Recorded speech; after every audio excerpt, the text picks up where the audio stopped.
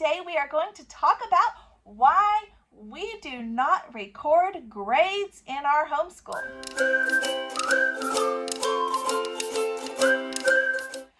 Okay, mamas, this is something that is so controversial. So many people, when they find out that I do not take grades in my homeschool, they are shocked, especially if they are new to homeschooling or they have children in public school. I don't know, there is a very distinct drive to take grades. And before we get started on that, let me just tell you guys, if you're brand new to my channel, welcome. This is Homeschool Fellowship Friday. This is the day that I have chosen to sit with you guys every week to share wisdom, to share advice, encouragement, to share my experiences, good or bad, and just to give you an honest view of homeschooling together as mamas. If you want to check the playlist, it is below. You can also join me if you have wonderful information for homeschooling. I would love to hear it, and I will be happy to encourage my viewers to watch your channel as well, vice versa. So anyway, let's get started on grades. People, like I said, people think that that is like a very true indicator of their children's performance. People are very excited when their children are what they call A students or AB honor roll or these kinds of things. And I just want to share with you guys why in our homeschool we have chosen, we have decided not to record grades. It is just not something I do. It's not something I have ever done, and it has not affected anything in our homeschool as far as negatively impacting our learning. So the first reason that I want to talk about this is so important because when I was a kid, I was a very natural learner. I understood lots and lots of information. I got great grades. However, I never actually learned how to study. Okay, and so I scored very high. I scored above grade level in almost every subject for no reason at all. I wasn't studying. I wasn't getting extra help anywhere. It just came very natural to me. And until I got to 5th grade. And then suddenly 5th grade, school was hard. And I was very stressed and challenged from 5th grade to probably 9th grade, where it was very stressful because I did not know how to study. I did not know how to learn. I did not know how to retain new information. And there are some other reasons for that. Age development wise, I have been going through this book here, and it is so validating for so many reasons, but I'm going to talk about that in another video, guys. But one of the things that I wanted to stress on this was that I just never knew how to study, and people thought, wow, she's brilliant because she knows all these things and she gets such good grades and she's doing math above grade level or reading above grade level or whatever. And that just wasn't the case. I was not some special child. I was just able to learn those specific things easily because they were easier things at that time in my growth and development.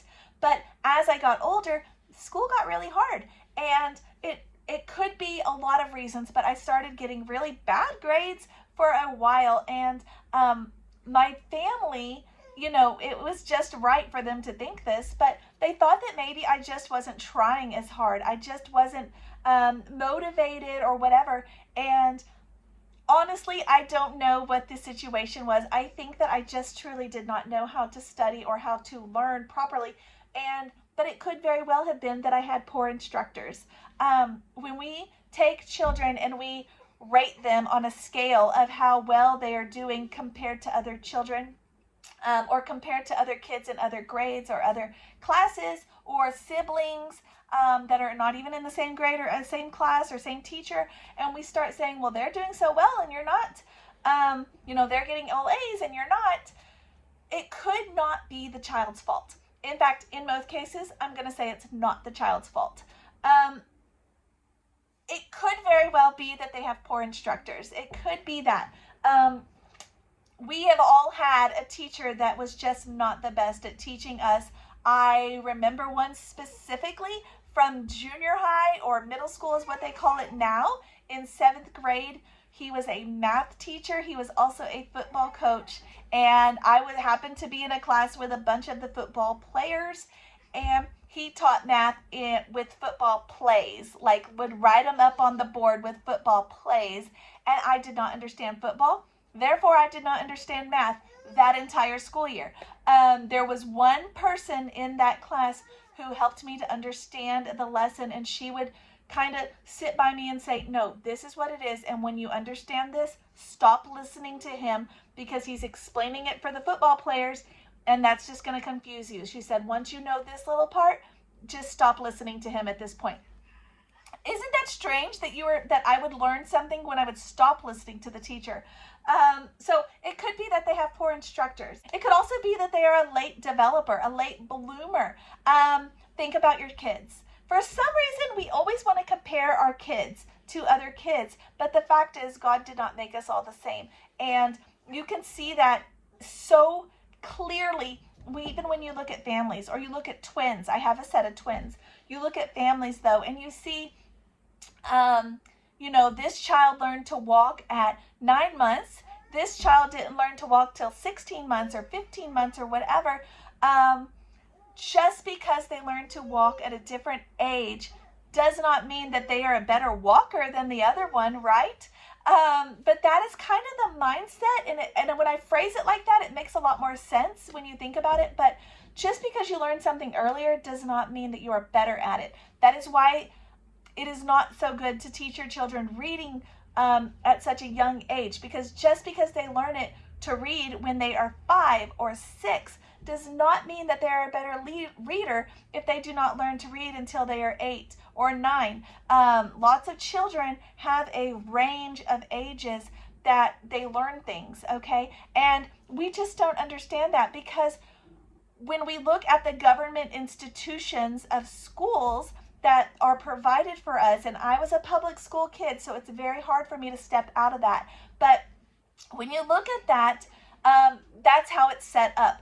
Children will know all of their letters and beginning words when they leave kindergarten. In first grade, they're going to learn to read this much at this level. And if they're not, then we can classify them as behind or special needs, or we start pulling out all these things out of the air that they have this disorder, or they have this problem, or they're dyslexic, or they're this or that, and da-da-da-da-da. And it very well could be that their brain is just not ready to learn to read until they get a little bit older. It could not have anything to do with any disorders, and I don't like that they're so quick to put those disorders or those labels on kids. They're very quick to say, oh, well, you're doing 3rd grade math, or you're doing 3rd grade reading, you must be very smart. And that's just not true. That's not how it is. You hear about the gifted program. I was part of the gifted program. My husband was part of the gifted program. We are completely different when you look at the way we learn and the way we have grown in school. Completely different, like complete opposites. And yet we were both considered gifted when we were little. And I just hate that term, that phrasing. But we don't know any better, so we just keep using it. But it's absolutely not true. Children do not learn, okay, every child learns this at this age and this at this age. That's not the way it works. Potty training, let's look at that. Some kids are potty trained well before they're 2. Some kids are much older. Some kids are 4 when they're potty trained, or even having accidents overnight when they're 10 or 12 even, I've heard. And that doesn't mean that when they're 20, this child who learned to use the bathroom when they were 18 months is a better person at going potty than this person who's now 20 and learned at this age. But that's the way we think it is. That's the way we are taught. And when we don't really take time to take all of those things and break them apart and really think about them constructively and critically, then we don't realize the problems in these problems. Okay, let me tell you the last reason why we are not doing grades in our homeschool. Not only does it not matter, but we are learning for life. I want my children to learn things so that they can grow in the future and grow in their lives. I don't want them to learn something just to learn it for a test and to move on. I cannot tell you how many things that I know I was taught, but I know for a fact, even in college, that I would cram the night before, learn it just into my short-term memory so I could learn it for that minute, take the test. Even as the test was about to happen, I would pull out my notes, quickly breeze through it, and then learn it just for that second. Not true learning, guys. It's not true learning. Yes, I got all A's. Yes, I had very high scores. But did I actually learn those things, or did I just learn how to take a test? But we have to consider that, because we do not want to just teach our children to learn things just so they can get a good grade. Because sometimes in life, the reward for learning something is to have learned it, not to get a good grade, not to say somebody says good job, not to get a candy, not to get a sticker, but the fact that you now have information that you did not have before. It is so hard to teach your children that that is an important skill or that that is an important value in their lives. However, if you can teach that to your children, that the blessing of homeschool, of education, of school in general, is that they get to have an education. They get to learn things. The reward for learning to read is that you can read. You can now have the world at your fingertips. The reward for learning math is that you can now do higher level things such as cooking, measuring, building. You can do things that you could not do before because you know how to do math. When you add, just getting a good grade is not as important in life. It's just not. And it does not matter as much, especially in these younger years.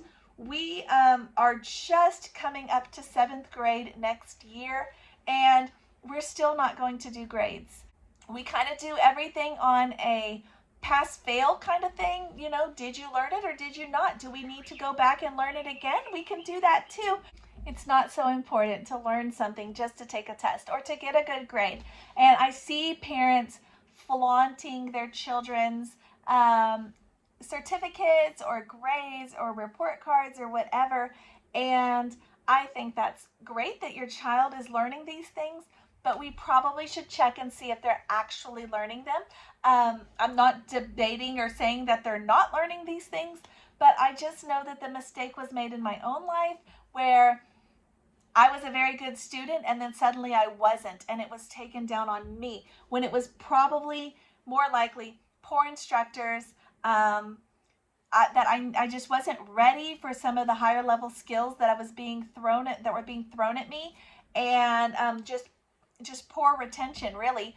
And that is not what we want to do to our kids. We do not want to crush them and make them feel like they can't do something, because that is what absolutely happened to me, and I know lots of other people, and we don't want that. So we actually do not do grades in our homeschool. It has not been a problem. It's not been a thing. We just learn it to learn it, and we move on. We learn the next page and we move on. We do the next skill. We learn that skill, or we stay on that skill until we have finished it and perfected it and learned it, and then we move on. We don't have to worry about grades and extra credit and all these things that you obviously have in public schools. All right, guys, thank you for joining me for Homeschool Fellowship Friday. I hope this was helpful to you guys. If not, or if it was even, leave me a comment. Let me know below. Share my videos with other people, because I am not allowed to do that because of self-promotion problems.